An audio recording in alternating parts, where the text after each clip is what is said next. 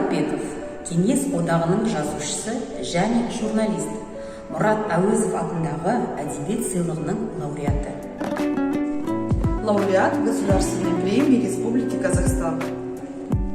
Сайын Мұратбеков өз шығармаларында қарапайым өмір ағымын және сезімдер өрісін көрсетеді. Владислав Владимиров говорил: душа его всегда молода, а книги смело можно назвать вечными. Теперь они уже навсегда в духовной сокровищнице многонационального народа суверенного Казахстана. Соғыс кезіндегі балалық шақ тақырыбы жазушының көптеген шығармаларын біріктіреді. Большую популярность писателя принесла автобиографическая повесть «Запах полыни», описывающая жизнь мальчика Аяна, ждущего с войны отца. Оның шығармалары әлемнің көптеген тілдеріне аударылған.